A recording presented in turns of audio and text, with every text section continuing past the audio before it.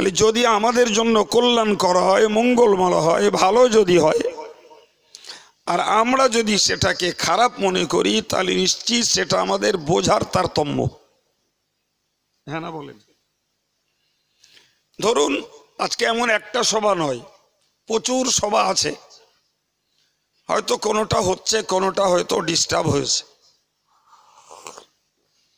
তো সভা কর্তৃপক্ষ যারা, তারাও চান একটা প্রোগ্রাম ভালোভাবে সম্পন্ন হোক। বক্তা যারা, তারাও চান, স্থানীয় শ্রোতা যারা, তারাও চান আজকের আমাদের একটা সভা, সুতরাং সভাটা সুসম্পন্ন হোক, ভালোভাবে হোক। কিন্তু বৃষ্টিগত কারণে আজকের এই প্রোগ্রামটাই ভালোভাবে করানো গেল না। তাহলে বাহ্যিকভাবে আমাদের কাছে বিষয়টা একটু মনের কাছে খারাপ লাগছে, কিন্তু এই খারাপের ভিতরে কি ভালাই আছে এ বুঝবার মতো ব্রেন আমাদের নেই ভাই, হারগিজ নেই। আমরা তো শুধু খোলামেলা বাহ্যিকটাকে দেখি, আভ্যন্তরীণটা বুঝবার মতো হিকমত আল্লাহ আমাদের দেননি। আমরা বড় জোর 6-7 জনের একটা সংসার চালাতে পারি, সেখানেও অনেক ডিস্টার্ব ঘটে, অনেক বিরক্তির কারণ ঘটে। কিন্তু যে আল্লাহ বিশ্ব পরিচালক, তিনি কখন কোথায় বৃষ্টি দেবেন, কোথায় ঝড় দেবেন, কোথাও ভূমিকম্প দেবেন, কোথাও করোনা দেবেন, কোথাও খরা দেবেন, কোথাও বন্যা দেবেন, ওই জিনিস আমাদের ব্রেনে তার উত্তর খোঁজা কখনোই সম্ভব না। এই জন্য ইমানদারের দায়িত্ব হলো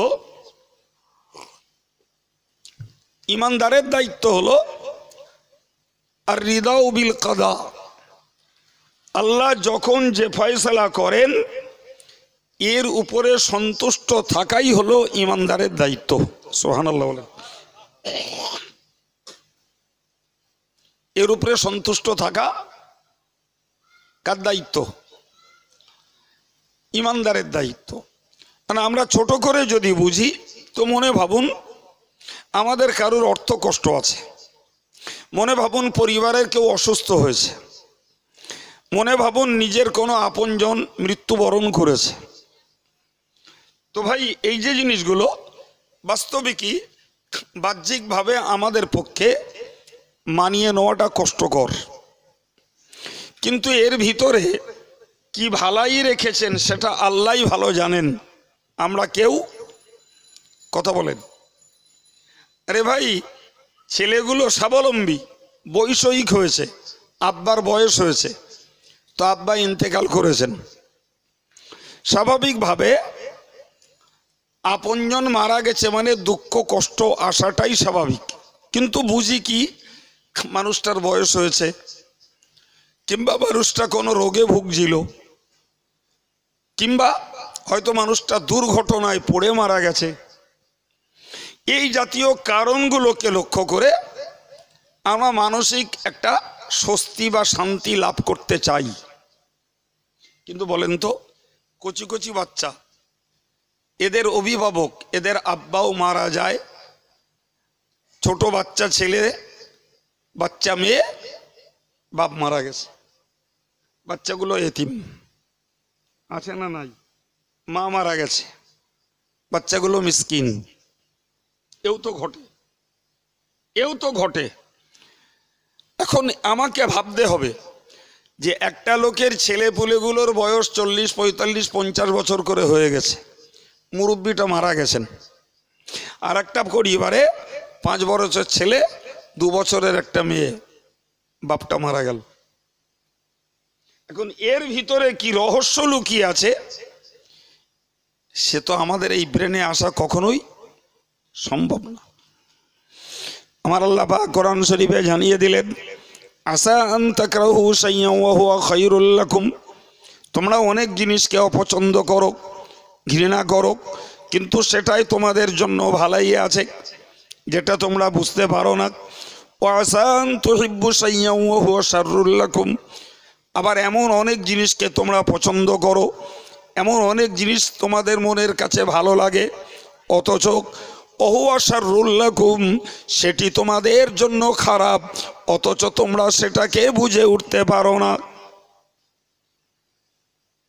কথা বলেন, দুটোর বাস্তবতা আছে না নেই? দুটোরই বাস্তবতা আছে।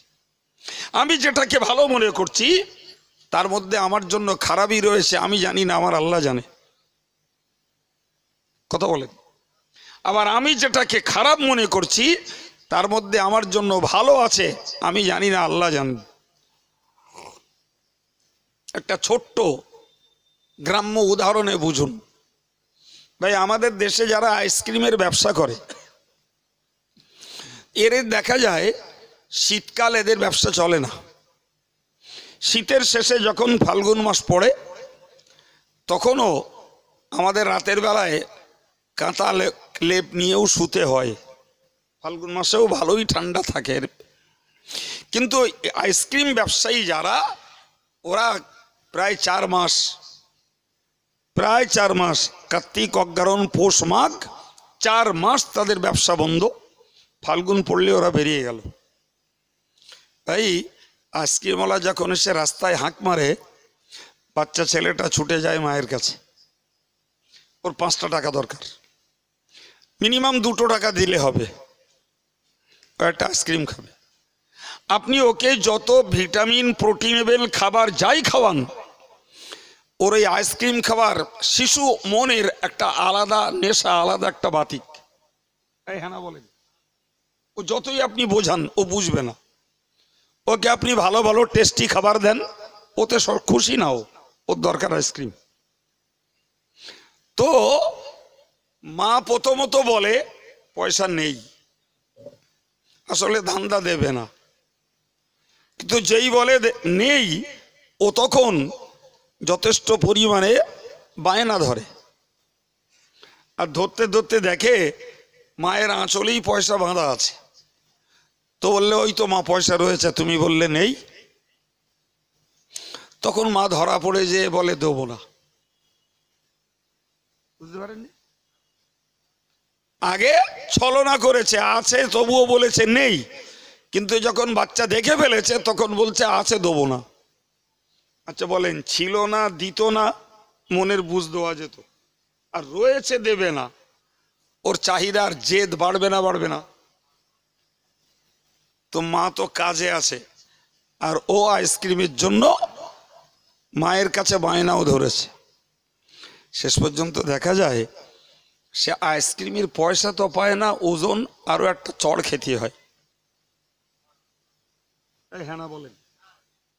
এখন বলেন তো, যে মা তার বাচ্চার 2 টাকা কিংবা 5 টাকা দিচ্ছে না, ওজন তাকে মারছে, আপনি কি বলবেন? ওই মা নিষ্ঠুর, নির্দয়, না ওই মা বাচ্চার জন্য হিতাকাঙ্ক্ষী, শুভাকামী? কোনটা বলবেন? বুঝে উঠতে পারেননি? যদি সত্যকারের বিচার আপনার থাকে, তাহলে আপনাকে এক কথায় বলতে হবে, নিঃসন্দেহে ও মা নিষ্ঠুর নয়, ও মা নির্দয় নয়, ও মায়ের বাচ্চার প্রতি দরদ আছে।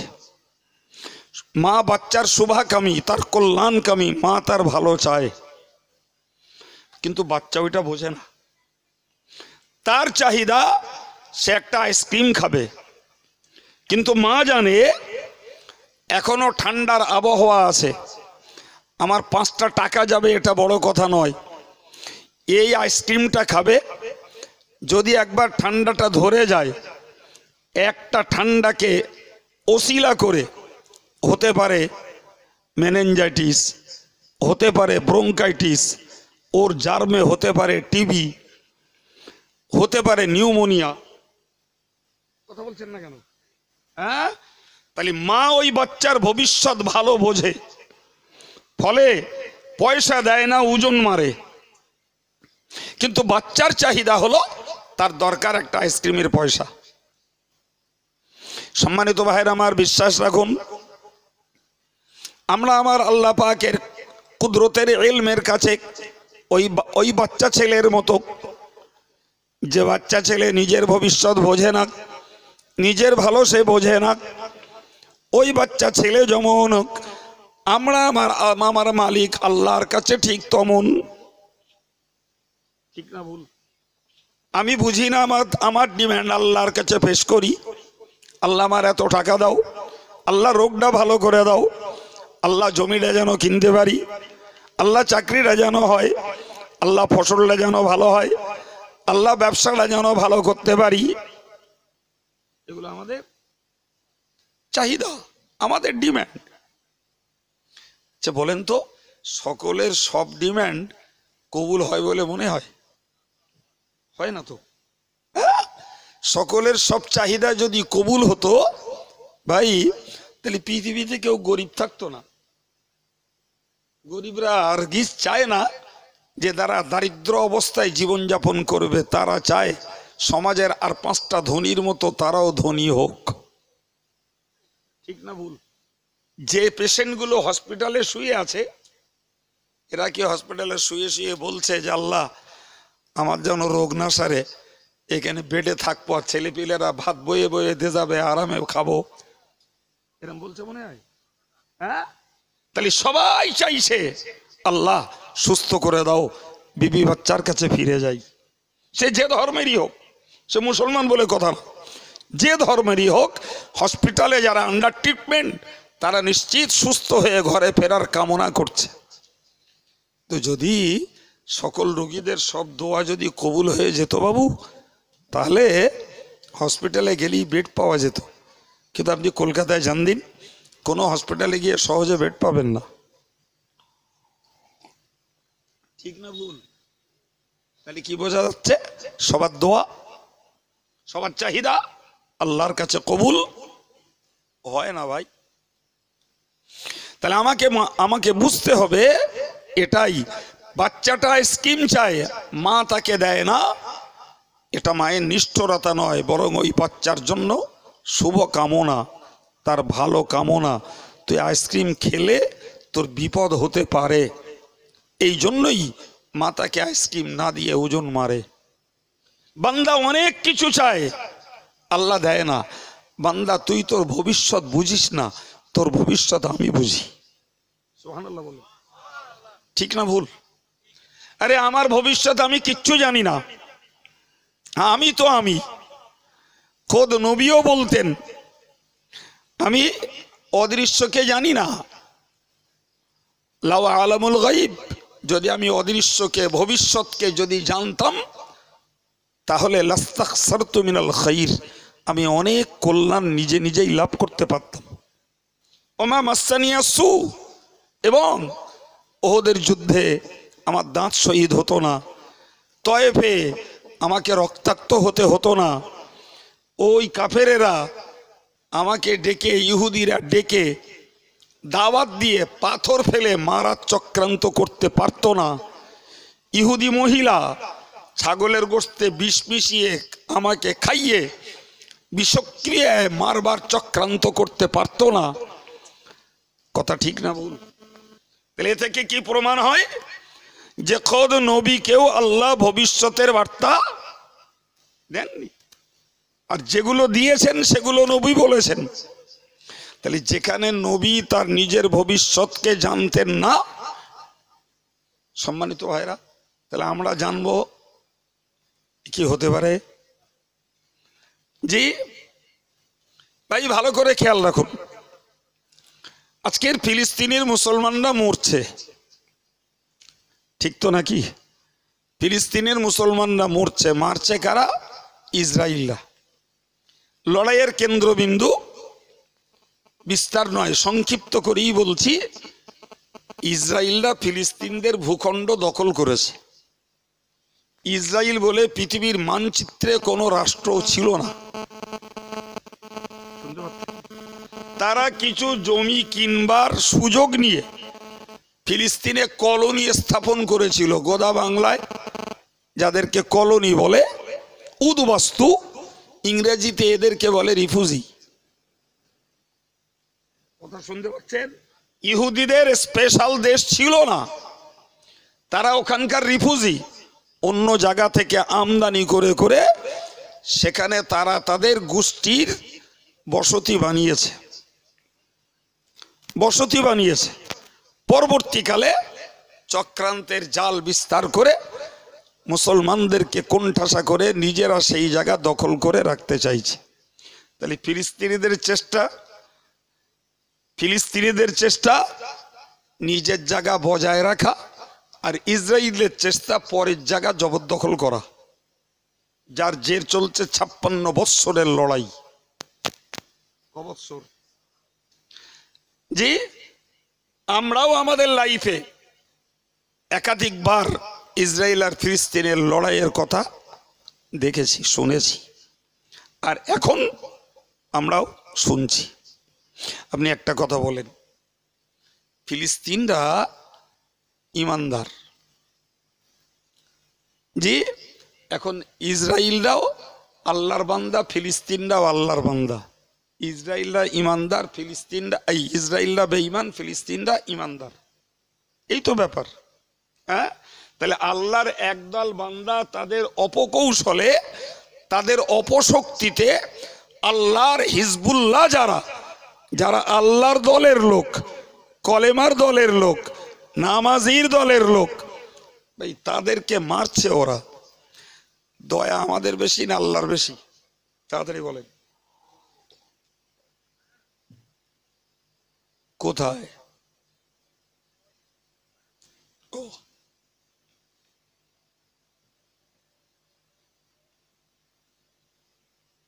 হত্যা। আমাদের দিলে দয়া লাগছে, তাদের শিশুদের, তাদের মেয়েদের কান্না দেখলে বাস্তবিকই একটা পাষাণ্ডের হৃদয়ও গলতে বাধ্য, ঠিক কিনা বলেন? সেখানে আমার আল্লাহ পাকের বান্দা বান্দি, আমার আল্লাহর দয়া তাদের উপরে হচ্ছে না। হ্যাঁ না বলেন, ঠিক না ভুল? অথচ আমরা বিলক্ষণ জানি যে আমাদের থেকেও আমার আল্লাহর দয়া বহু গুণে বেশি। আল্লাহ পাকের 100 রহমতের একটা রহমত আল্লাহ দুনিয়ার মানব, দানব, পশু সবার মধ্যে ভাগ করে দিয়েছেন। সুবহানাল্লাহ বলেন। তুই একটা মায়া, দয়া, একটা রহমতকে ভাগ করে দিয়েছেন, তাতেই বাপ মা সন্তানের জন্য জীবন দিতে প্রস্তুত হয়। কথা বলেন প্রিয় ভাইরা আমার। তাহলে আল্লাহ পাকের কাছে রয়েছে 99 ভাগ রহমত। তো সারা পৃথিবীর জীবকুল যে রহমতের একটু একটু ভাগ পেয়েছে, সেই ভাগ আমরাও একটু পেয়েছি। তাতেই ফিলিস্তিনি মুসলমানদের উপরে আমাদের দরদ লাগছে, অথচ আমার আল্লাহর দয়া দরদ তাদের উপরে হচ্ছে না। কথা বলেন। তাহলে বাহ্যিকভাবে সত্যি সত্যি এটা আমাদের মনের কাছে মানিয়ে নেওয়া কষ্টকর। কথা বুঝছেন? আমি কোরআন শরীফের একটা আয়াত পড়েছিলাম, তারই তত্ত্বভিত্তিক তফসির আপনাকে বোঝাচ্ছি। আল্লাহ বললেন, আসা আন তুহিব্বু শাইআ ওয়া হুয়া শাররুল লাকুম। তোমরা ভালোবাসো, তোমরা চাও কোনো বিষয়, কিন্তু সেটি তোমাদের জন্য খারাপ, এটা তোমরা জানো না। আবার তোমাদের কাছে অপছন্দের হয়, অথচ সেটি তোমাদের জন্য ভালো, এটা তোমরা বোঝো না। এখন আমি যদি বলি যে ফিলিস্তিনরা মার খাচ্ছে, এটা আমাদের কাছে খারাপ লাগছে, মনের কাছে খুব কষ্টের হচ্ছে, কিন্তু কোরআন অনুযায়ী বলতে হয় যে এর মধ্যেও আল্লাহ আমাদের জন্য ভালাই রেখেছেন। এটাকে অস্বীকার করতে পারবেন? করতে পারা যাবে? মোটেই না। সম্মানিত ভাইয়েরা আমার, মনে রাখুন, সুতরাং আমি আপনাদেরকে বলবো, ব্যক্তি জীবনে হোক, পারিবারিক জীবনে হোক, রাষ্ট্রীয় জীবনে হোক, যখনই কোনো বালা মুসিবত, কোনো দুর্দশা, প্রাকৃতিক কোনো দুর্যোগ আর বিপর্যয় যাই পারে আসুক না কেন, প্রথমত আমাকে ঠিক করতে হবে এটি আল্লাহর পক্ষ থেকে এসেছে এবং এর উপরে সন্তুষ্ট থাকাই হলো আমার ইমানদারিত্ব। সন্তুষ্ট থাকাই, ঠিক নাকি? শোনেন একটা হাদিস বলি। একজন সাহাবী নবীর কাছে এসে বললেন, ইউরিদুর রজুলু আখজা মালি, বললে হুজুর একজন লোক আমার মাল কেড়ে নিতে চাইছে, যারে আমরা বলি ছিনতাই। তো সাহাবী নবীকে জিজ্ঞাসা করছেন আফা ওতি, বললে হুজুর ও যে মাল কেড়ে নিতে চাইছে তো আমি কি দিয়ে দেবো?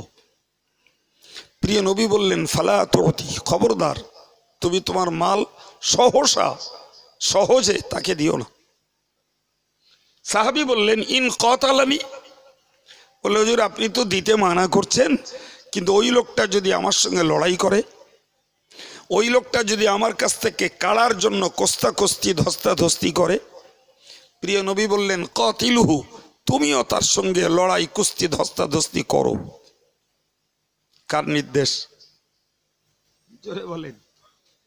নবীকে আমরা জানি রহমাতুল্লিল আলামিন, যিনি দয়ার সাগর, আর তিনি বলছেন কি করতে? লড়াই করতে। কারণ তোমার সম্পদ, তুমি তোমার সম্পদকে অযথা সহসা হঠাৎ কাউকে দিয়ে দিও না। তুমি তোমার মতো চেষ্টা করো তোমার সম্পদকে সুরক্ষা করার জন্য। তো সাহাবী বললেন হুজুর আপনি তো বলছেন, আর আমি যদি ওই লড়াই করতে যাই আর পরিণতিতে ইন কতালানি, যদি ওই লোকটা আমায় মেরে দেয়, আমার থেকে তার শক্তি বেশি, হয়তো আমার থেকে তার মারণ অস্ত্র বেশি, সে আমাকে যদি মেরে দেয়। প্রিয় নবী বললেন ফাআন্তা শহীদ, যদি তোমায় মেরে দেয় তুমি শহীদের দরজা লাভ করবে। এখন বলেন ফিলিস্তিনের মুসলমানেরা তাদের ভূখণ্ডকে রক্ষা করার জন্য ইসরায়েলের বিরুদ্ধে তারা লড়াই দিচ্ছে, আর হাজার হাজার মরেছে আর এখনো মরছে। সত্যি যদি ওদের মধ্যে ঈমান থাকে, নবী পাকের এই হাদিস অনুযায়ী ওরা কি হচ্ছে? জোরে বলেন। তাহলে কেউ ইসলামকে বাঁচানোর জন্য কাফেরদের মোকাবেলায় জীবন দিচ্ছে, সেও শহীদ। নবীর এই হাদিস অনুযায়ী নিজস্ব সম্পদকে রক্ষা করতে যেয়ে কেউ যদি মারা যায় সেও শহীদ। সুবহানাল্লাহ বলেন। যদিও শর্ত তার কাছে ঈমান থাকতে হবে, ঈমান থাকতে হবে। তাহলে এই হাদিস অনুযায়ী আমরা বুঝতে পারি যে ফিলিস্তিনের মুসলমান যারা মারা যাচ্ছেন, ঈমান যদি তার কাছে থাকে সে শহীদের মর্যাদা লাভ করবে। সুবহানাল্লাহ। পক্ষান্তরে সাহাবী আবার বললেন ইন কতালতুহু, বললে হুজুর যদি ওই লোকটারে আমি মারতে পারি, এটাও তো সম্ভব, যে তার থেকেও আমার কৌশল আমার শক্তি তার থেকে আমার বেশি, আমি যদি ওরে মেরে দিতে পারি। প্রিয় নবী বললেন ফাহুয়া ফিন্নার, ও জাহান্নামে চলে যাবে। কোথায় যাবে? জাহান্নামে যাবে। এই হাদিস অনুযায়ী আমাকে তো এটাও বুঝতে হয় যে ফিলিস্তিনের ছোড়া রকেট, মিসাইল, স্কাড যাই মারুক, এতে যে ইসরায়েলিগুলো নিহত হচ্ছে, নবীর হাদিস অনুযায়ী এদের ঠিকানা কোথায়? জাহান্নাম। ভাই কাউকে জাহান্নামে পাঠাতে যেয়ে আর নিজের জান্নাত দখল করতে যেয়ে মরা তো স্বাভাবিক। বলেন বলেন বলেন। কাউকে জাহান্নামে পাঠাবো আর আমি জান্নাতে যাব, মরা স্বাভাবিক না অস্বাভাবিক? তাহলে শুধু তো হাউমা করলে হবে না, এর গভীরতা তো বুঝতে হবে। ওদের প্রান্তরে কাফেরেরা ছড়িয়ে দিল কদ কুতিলা মুহাম্মদ, ছড়িয়ে দিল একটা প্রোপাগান্ডা। কি বলল? যে মোহাম্মদ ওদের ভাষায় নিহত হয়ে গেছে। দ্রুত গতিতে খবরটা সাহাবাই কেরামদের মাঝখানে ছড়িয়ে পড়ল, এবং সঙ্গে সঙ্গে সাহাবাদের মধ্যে দুটো ভাগ হলো। এক দলের বক্তব্য, নবী যখন শহীদ হয়ে গেছেন আমরা আর লড়াই করব না, ফিরে চলে যাব, নবী নেই তো লড়াই করে কি হবে। আর এক দল বলল যে নবী যখন যুদ্ধ করতে এসে শহীদ হয়েছেন, আমরা কেন জীবন নিয়ে ফিরে যাব, আমরাও শহীদ হব। সুবহানাল্লাহ। দু দলের টানাপোড়েন চলছে। হযরত আনাস ইবনে মালিক রাদিয়াল্লাহু আনহু,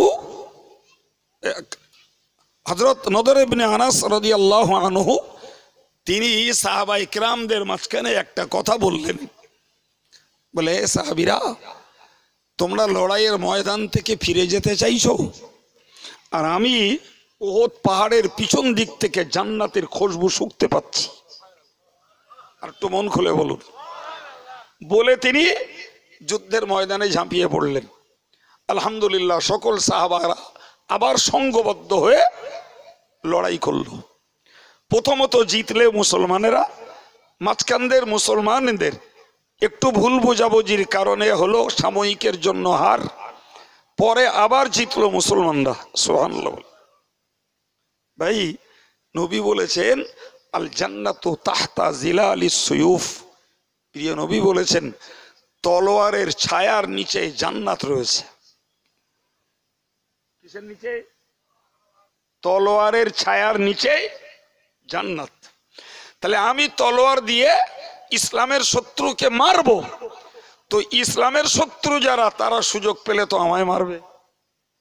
তাহলে আমি তাদের মারলে তারা যাবে জাহান্নাম, আর ওরা যদি আমায় মারে আমি যাব জান্নাত। তাহলে মারবো না, মার খাবো না, থুড়ি থুড়ি সোজাসুজি জান্নাতে চলে যাব, বলেন না এটা হয়? আজকের ফিলিস্তিনের মুসলমানদের দরদ লাগার আগে আমাদের আর একটু পিছনে যে দেখে আসি তো ভাই। জি ভাই, নবী এবং নবীর সাহাবীরা যারা ইসলামের পক্ষে তাদের জীবন, সময়, শ্রম, সম্পদ সব কিছুকে উৎসর্গ করেছেন, ঠিক কিনা বলেন? আমাদেরকে তাকান, কি বলছি? তাদের জীবন, সময়, শ্রম, সম্পদ সবকিছুকে করেছেন না করেননি? করেছেন না করেননি? হ্যাঁ। তো এই যে সাহাবীগুলো মার খেলেন, ভিটে মাটি ছাড়লেন, অর্থ সম্পদ চলে গেল, ভাই কিসের জন্য? ইসলামটাকে ধরে রাখার জন্য। হ্যাঁ, আল্লাহ দেখেননি? কথা বলছেন না কেন? আল্লাহ দেখেননি? নবীর দাঁত ভাঙছিল ওরা, আল্লাহ দেখেনি? তয়েফে নবীকে রক্তাক্ত করলো, আল্লাহ দেখেনি? হ্যাঁ, হযরত বেলাল, হযরত আম্মার, হযরত সোহেব, হযরত আবু জান্দাল, প্রিয় নবী সাহাবীদের ওপরে নির্মম ভাবে অত্যাচার চালালো, আল্লাহ জানেন না? কথা বলছেন না কেন? হ্যাঁ, তাহলে সে আল্লাহ জানার পরেও যারা ইসলামের পক্ষে, যারা কলেমার পক্ষে, যারা কোরআনের পক্ষে, যারা আল্লাহর দ্বীনের পক্ষে, আল্লাহর অবগতিতেই সেই সমস্ত করুণ করুণ সাহাবাদের জীবন ইসলামের জন্য উৎসর্গ হয়েছে, আল্লাহ সব জানেন। এরপরেও আল্লাহ এক বাক্যে মুসলমানদেরকেও হেফাজত দেননি, আর কাফেরদেরকেও নস্যাৎ করে দেননি।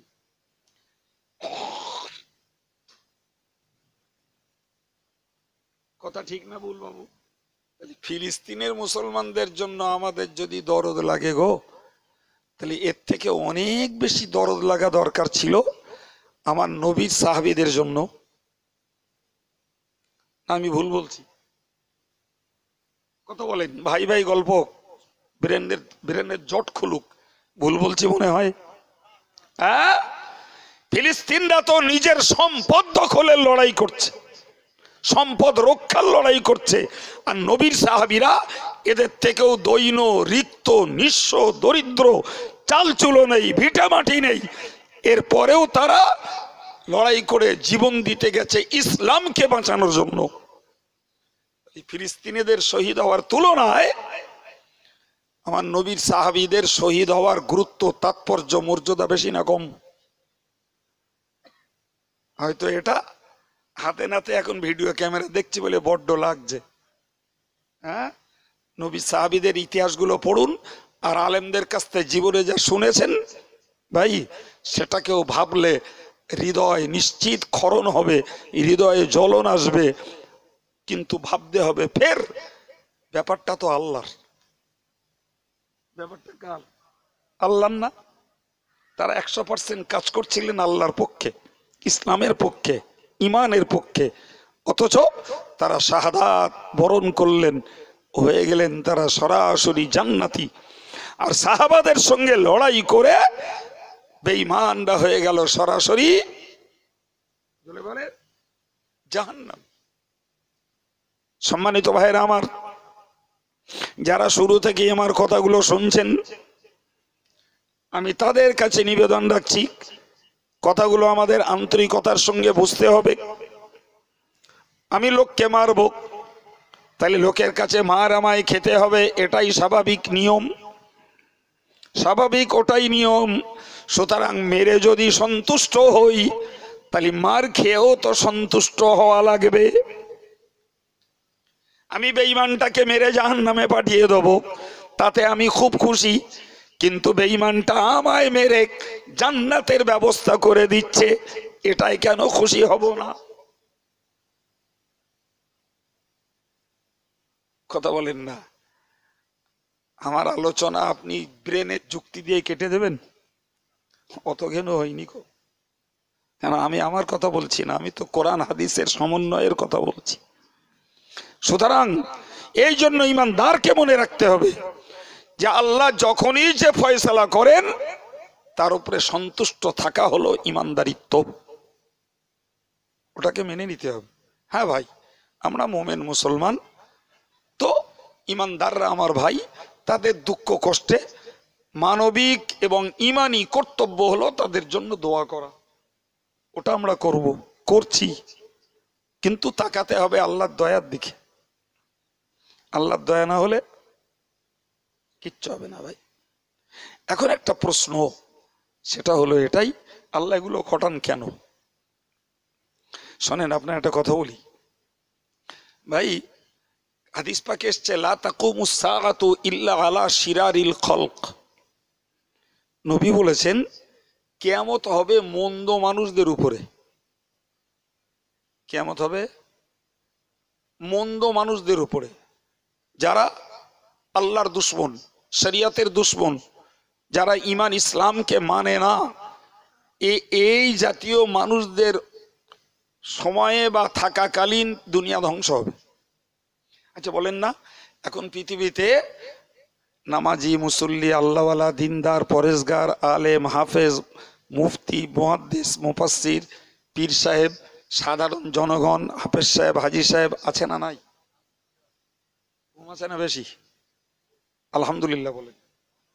তাহলে এখনো তাম বিশ্ব জুড়ে আল্লাহর জব জেকের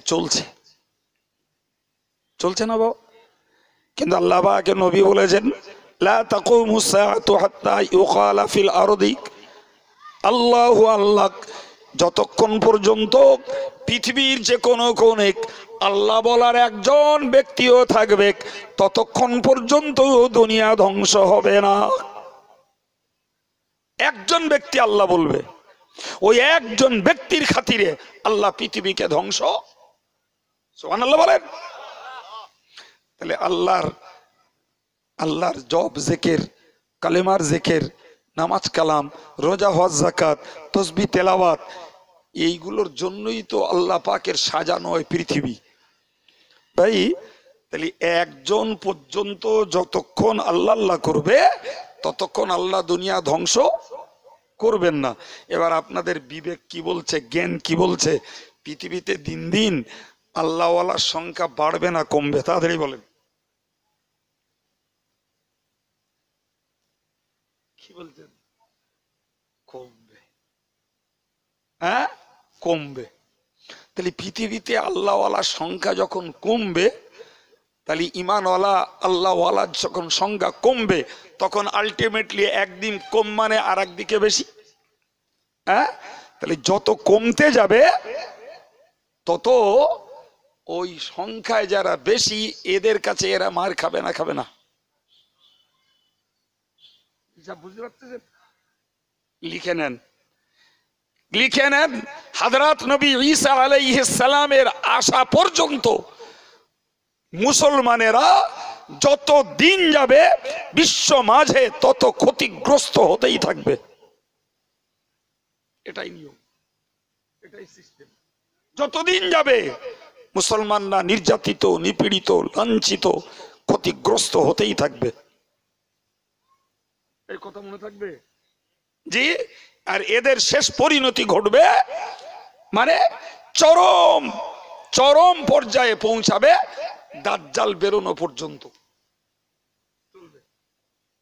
ভারতে, আমেরিকায়, রাশিয়ায়, ফ্রান্সে, জাপানে, কানাডায়, জি, চীনে, বর্মায়, অস্ট্রেলিয়ায়, শ্রীলঙ্কায়, চেচেনিয়ায়, বসনিয়ায়, সোমালিয়ায়, যেখানে দেখবেন মুসলমানরা এভাবেই কি হবে, মার খেয়ে যাবে। কারণ কিয়ামত তো হবে মন্দ লোকেদের উপর, তাই সে মন্দ লোকেদের সংখ্যা তো হতে হবে রে বাবা। জি, তাহলে নেককার লোকের সংখ্যা আস্তে আস্তে আস্তে আস্তে কমবে, আর পৃথিবীটা দখল করবে পাপাচার পাপিষ্ট মন্দ লোকের দল। তখন এই যে সংখ্যা মুসলমান থাকবে ওদের মার খাওয়া লাগবে, আর মার খেতে খেতে এমন একটা পর্যায়ে পৌঁছে যাবে যে যেখানে যে এই পুরো ডিভাইডেশন হয়ে যাবে, দাজ্জালের কবলে পড়ে পুরো পার্থক্য হয়ে যাবে মুনাফিক আর মুমিন। মুনাফিক মার্কা লোকগুলো দাজ্জালকে রব বলে, দাজ্জালকে খোদা বলে বেঈমান হয়ে জাহান্নামের টিকিট কেটে নেবে, আর প্রকৃত হকের পথে দাঁড়িয়ে থাকা ঈমান ওয়ালাগুলো দাজ্জালকে রব বলবে না, দাজ্জাল মারবে, জাহান্নামের ওর তৈরি জাহান্নামের আগুনে ফেলবে। এরপরেও খাঁটি ঈমান ওয়ালারা প্রকাশ্য বলবে তুই রব না, তোকে রব বলতে রাজিও নই। সুবহানাল্লাহ। প্রিয় ভাই, হযরত নবী ঈসা আলাইহিস সালাতু ওয়াস সালাম আসবেন এবং দাজ্জালকে তিনি লুদ নামক একটি জায়গায় হত্যা করবেন। কথা বুঝে আসছে কিচ্ছু? দাজ্জালকে লুদ নামক একটি জায়গায় হত্যা করবেন কে? নবী ঈসা আলাইহিস সালাম। ভাই, বর্তমান পৃথিবীর মানচিত্রে সেই লুদ নামক জায়গাটি একটা বিরাট বিমানবন্দর। নবী ঈসা আলাইহিস সালাম তিনি সারা বিশ্বকে পরিভ্রমণ করবেন, তো প্রমাণ হয় নবী ঈসা বিমান চাপবেন, পৃথিবীর এক প্রান্ত থেকে আর এক প্রান্ত যাবেন, এবং তিনি যেখানে বাবে লুদ নামক জায়গায় দাজ্জালকে মারবেন, তিনি তার তলোয়ারে রক্ত লাগা বিশ্ব মুসলমানকে দেখিয়ে দেবেন যে আমি দাজ্জালকে মেরেছি, তোমাদের আর টেনশন নাই। সুবহানাল্লাহ। এবং তিনি ওই বিমানবন্দর থেকে বিমান চড়বেন, সারা বিশ্ব ভ্রমণ করবেন। জি, হাদিস শরীফে নবী স্পষ্ট জানিয়েছেন যে খুব শীঘ্রই আইয়ানজিলা ফীকুম ইবনু মারইয়ামা, মরিয়ামের বেটা ঈসা তোমাদের মাঝে অবতরণ করবেন, এবং তিনি পৃথিবীতে অবতরণ করে গোটা দুনিয়াটা ইনসাফে ন্যায় বিচারে সুপ্রতিষ্ঠিত করে দেবেন, অর্থের অভাবকে দূর করে দেবেন, মানুষকে নিরাপদে জীবন যাপন করতে দেবেন, এবং সারা বিশ্ব মাঝে ইসলামের স্বর্ণ যুগ আবার শুরু হবে। কিন্তু ওই দাজ্জালের আসা পর্যন্ত মার খাওয়া লাগবে বাপ, খেতেই হবে, কিচ্ছু করার নেই। যে নবী ঈসা আলাইহিস সালামের ইন্তেকাল হবে, পৃথিবীতে এইবার শুরু হবে একদম শেষ খারাপির পালা।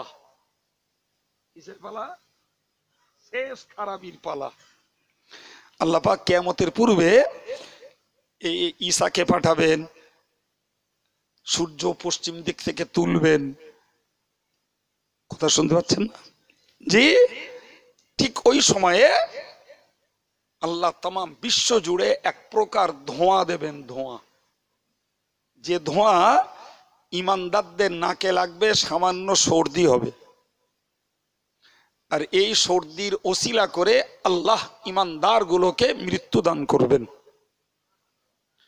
পৃথিবীতে থাকবে কারা?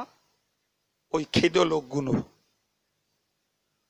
এবং পরিসংখ্যান হলো তাম বিশ্বের 1/3 লোক থাকবে খেদ। তখন আর আল্লাহ বলার কেউ। এই যে ভবের বাজার, এ তো আল্লাহ তৈরি করেছেন তার প্রতিনিধিত্ব করার জন্যই। আল্লাহ পরিষ্কার তো বলেছেন, ইন্নী জাইলুন ফিল আরদি খলিফা, আমি আল্লাহ ইচ্ছা পোষণ করেছি যে পৃথিবীতে আমার প্রতিনিধি বানাবো। যে প্রতিনিধির ডিউটি হলো তারা আল্লাহর প্রতি ঈমান আনবে, প্রতিনিধির ডিউটি হলো তারা আল্লাহর জিকির তাসবিহ তেলাওয়াত করবে, প্রতিনিধির ডিউটি হলো তারা টাইম টু টাইম নামাজ কালাম পড়বে, প্রতিনিধির ডিউটি হলো আল্লাহর হুকুমের কাজগুলোকে করবে আর আল্লাহর নিষেধের কাজগুলোকে ত্যাগ করবে। তার জন্যই তো পৃথিবীর এই নিয়ামত ভরা।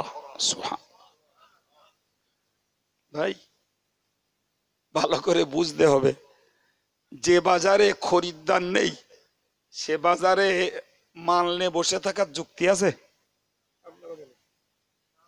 একটা খরিদ্দার নেই তো কোনো এই কি বলবো ফোড়ে ব্যবসায়ী বলি আর কোনো হকার বলি আর কোনো স্থায়ী দোকানদার বলি, একটা খরিদ্দার মার্কেটে নেই, কেউ তার দোকান পসরা খুলে বসে থাকবে? বাপ সম্মানিত ভাইরা আমার, মনে রাখুন এই পৃথিবীর বাজার বসিয়েছেন আমার আল্লাহ।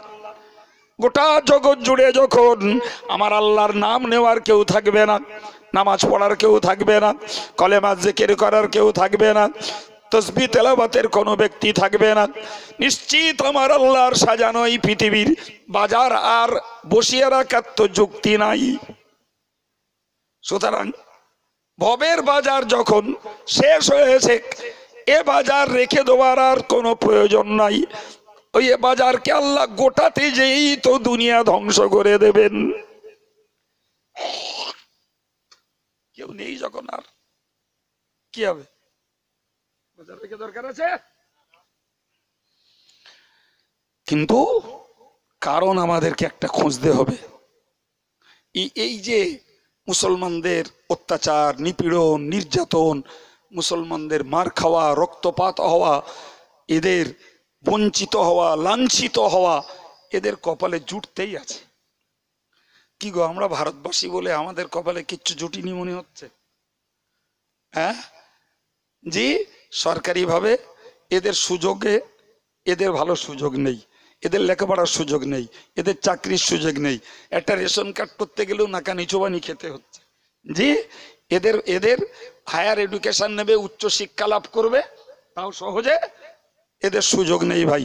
এরা একটা ভালো ব্যবসা করবে, সেখানেও সহজে এরা পারবে না। প্রিয় ভাইরা আমার, অন্যদিকে আপনি নজর দিয়ে দেখুন, এই সেই ভারতবর্ষ যেখানে মিরাটের মুসলমানদের হত্যাকাণ্ড ঘটলো, এই সেই ভারতবর্ষ মুজাফফরনগরের মুসলমানদেরকে মারা হলো, এই সেই ভারতবর্ষ যেখানে গুজরাটের গোধরার হত্যাকাণ্ড ঘটিয়ে মুসলমানদেরকে আগুন দিয়ে পুড়িয়েও মারা হলো। শুধু ফিলিস্তিন ফিলিস্তিন করে হু হু করলে হবে? এগুলো কি আমাদের চোখের সামনে?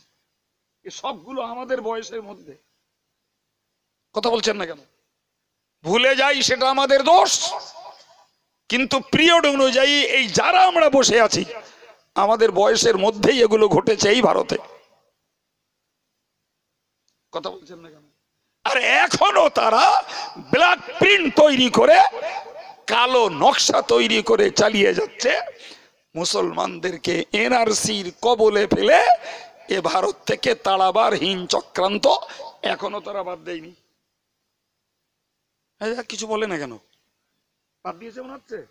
হ্যাঁ, সবে শুরু করলো, আল্লাহ করোনা দিল। ওরা নকশা করে বসে আছে, নকশা করে বসে আছে। এক্ষুনি হাত মারলি 24-এ আবার গদি দখল করতে হবে, এক্ষুনি হাত মারলি অসুবিধার ভয় আস, এখন মারবে না। 24টা দখল করুক, দেখেন কি খেল দেখায়। ফিলিস্তিনের কথা ভাবতে হবে না, তখন নিজের ভাবনা ভাব দিয়ে যেই খাওয়া বন্ধ হয়ে যাবে, কাঁচা চুল পেকে যাবে। একটু ওয়েট করেন, লিখে রাখুন আমার কথা। ভবিষ্যৎ ভারত এই জায়গায় পৌঁছাচ্ছে, কেন্দ্র পক্ষ থেকে কোনো ভোট হবে না, রাজতন্ত্র চালু হবে। শিডিউল কাস্ট, শিডিউল ট্রাইব যারা, এদের আর ইলেকশনে আসতে দেওয়া হবে না। আমরা যাদেরকে নেতা বানাবো তারাই নেতা, যুগ যুগ ধরে চলবে। আপনি কোথায় আছেন? এদের এদের ব্ল্যাক প্রিন্ট তৈরি আছে, খাতনা দিতে দেওয়া হবে না, কবর দেয়া হবে না, মুসলমানদের কোনো পার্সোনাল ল থাকবে না, তালাক ফারাজ নিকাহ এ জাতীয় কোর্টের কোনো বিচার থাকবে না, সব রেডি আছে, শুধু প্রয়োগের অপেক্ষা। আপনি ফিলিস্তিনের কথা ভাবছেন? হ্যাঁ ভাই, আল্লাহর ইচ্ছা যদি করোনা না হতো, এতদিন এদের চক্রান্তের ক্ষমতায় কি দেখাতো আল্লাহই ভালো জানে। কথা বলছেন না কেন?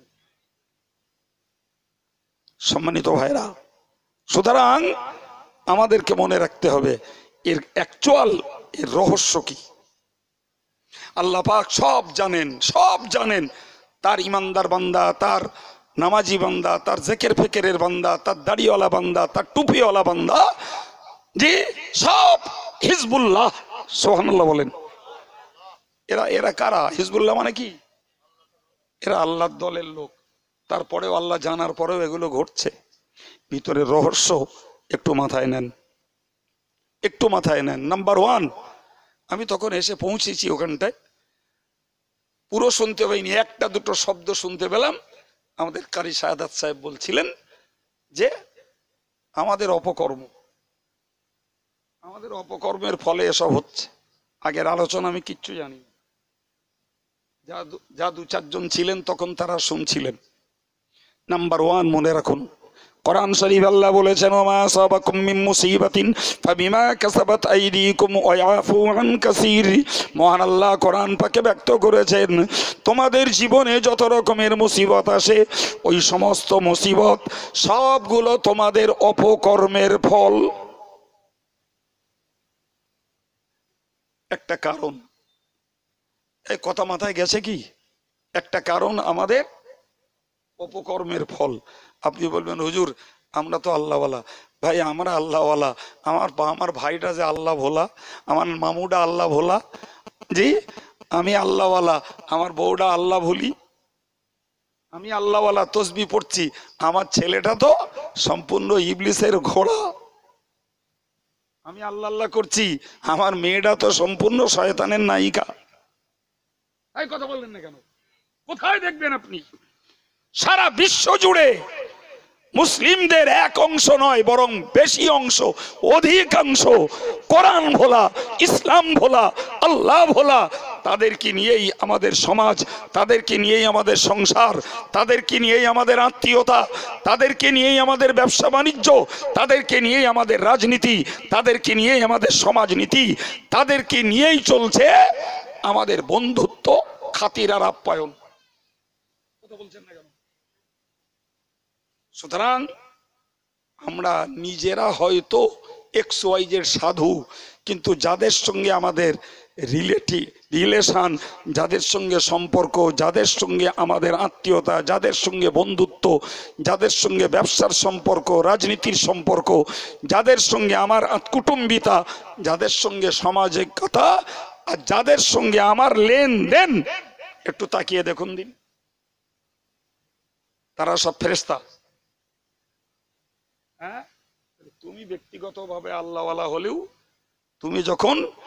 তুমি যখন এমন লোকেদের সঙ্গে তোমার সম্পর্ক আর যোগসাজশ, যারা আল্লাহ পাকের দৃষ্টিতে চরম অপরাধী, এখন এই অপরাধী যখন শাস্তি পাবে আর আমি তার বন্ধু, তা আমি কি করে ছাড় পাবো? মাথায় ঢুকিনি বলেন? হ্যাঁ, আচ্ছা প্লেন একটা উদাহরণ দেখেন দিন, ব্রেনটা একটু খুলে যায় কি। ভাই, দেশে বন্যা হয়েছে, ধরুন এই তো কিছুদিন আগে হলো, এধারেও দেশে বন্যা হয়েছে। তো আপনাদের কি রেকর্ড আছে এরকম বন্যা হয়েছে বটে, কিন্তু আমাদের হাজী সাহেবের জলকরটা একদম ডুবিনি, চারিপাশের জলকর, সাধারণ পানি ছাড়াও 4 ফুট 5 ফুট করে পানি উঠে গেছে, হাজী সাহেবের জলকরে এক ফোঁটা পানি বাড়িনি। এরকম একটা অলৌকিক রেকর্ড কারোর নজরে পড়েছে? পড়িনি না? কেন বলেন? হাজী সাহেব বিরাট বড় আল্লাহওয়ালা লোক। হ্যাঁ বলেন, দেশে খরা, কোনো খেতে পানি নেই, সমস্ত ক্ষেত সব শুকিয়ে হা হা করছে। মুফতি সাহেবের ক্ষেতটা খুব সুন্দর, সতেজ, রসালো এবং পানি আছে।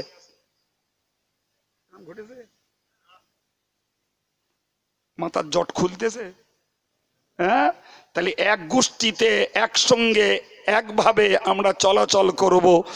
অপরাধী যখন খোদার গজবের শাস্তি পাবে, সাধুটা বাদ যাবে না।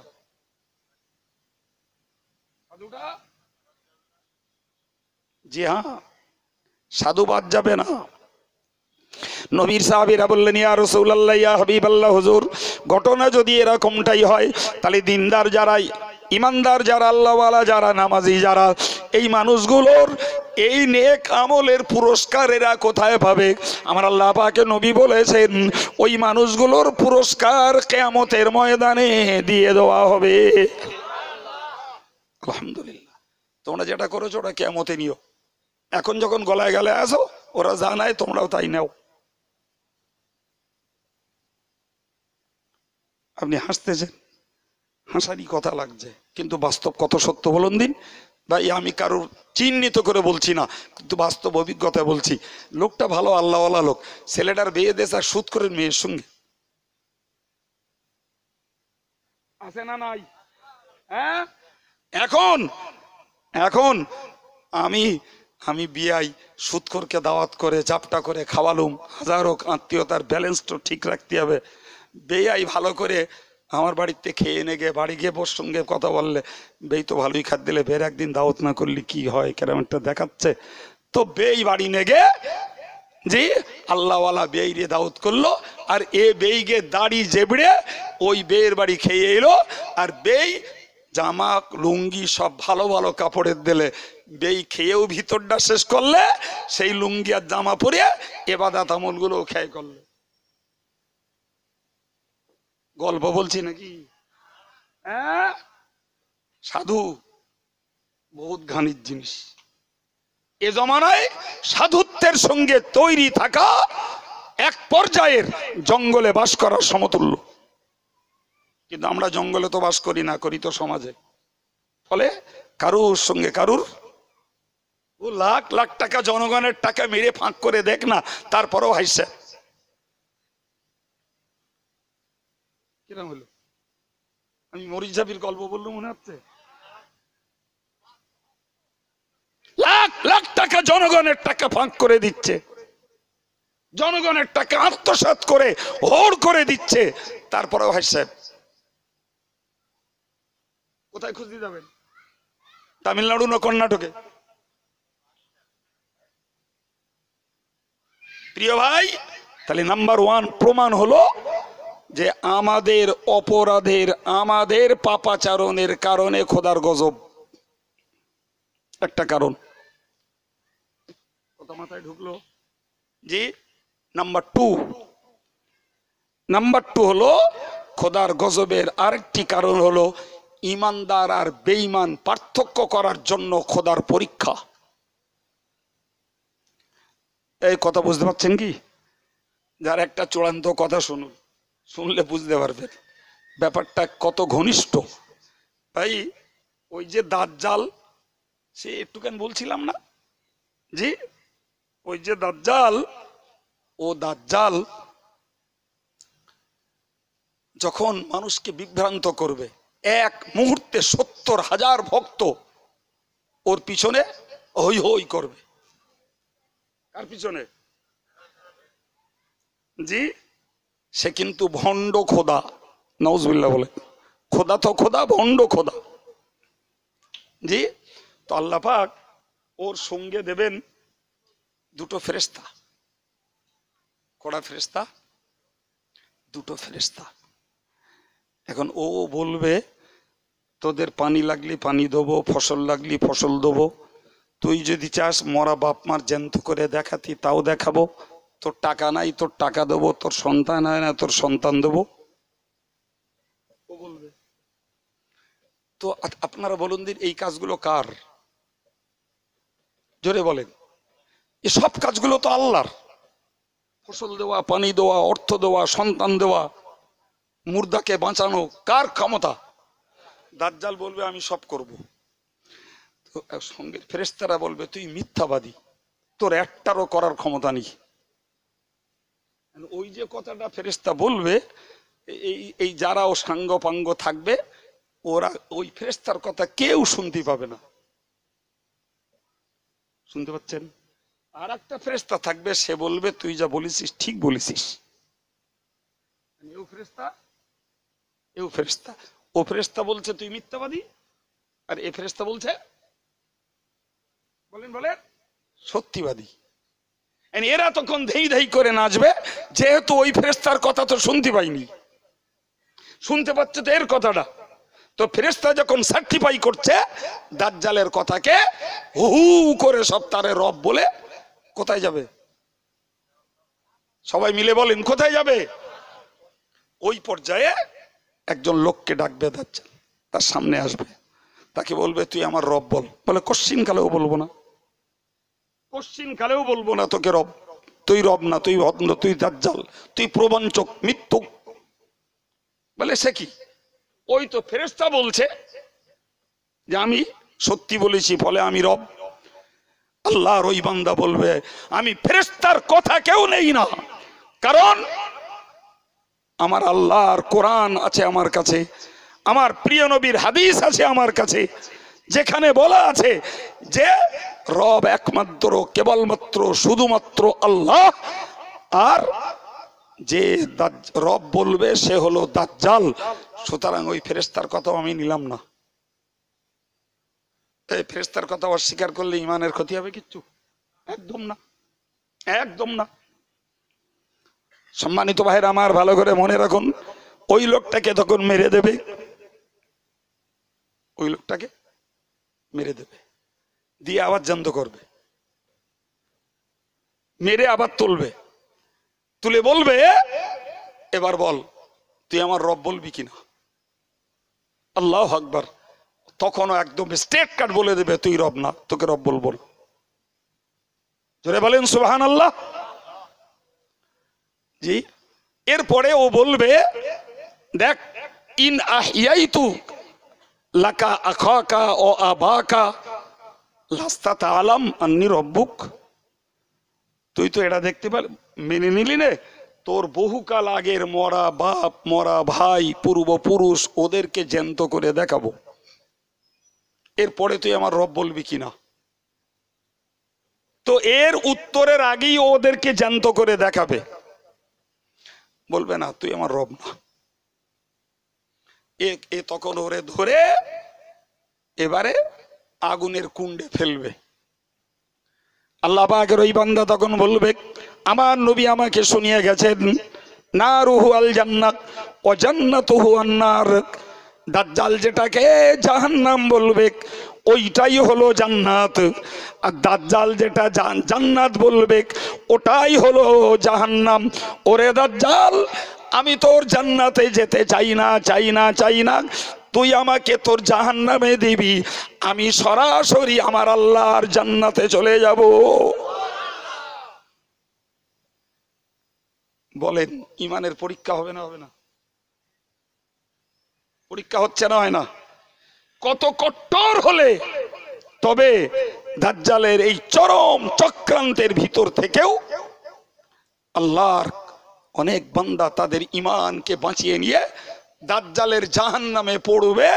পড়বে যাবে কোথায়? জোরে বলেন কোথায়? ভাই আমরা বর্তমানের খুদে দাজ্জালগা কবলে পড়িয়ে ইমান, ইসলাম, আখলাক, আমল তাই ঠিক রাখতে পারতিস না বাপ। এক কাপ চা দিলি অতি মিথ্যা কথা বলে দিচ্ছে। 100 টাকা জনে, 300 টাকা জনের দাম দিয়ে বসে আটতে ঘুরিয়ে আনলি ওখানে দিব্য বলে দিচ্ছে স্যার এ জমি আজকের 1 যুগ ধরে করে খাচ্ছে এরা, শুধু একটা জনের দাম দিয়ে দিলি হয়।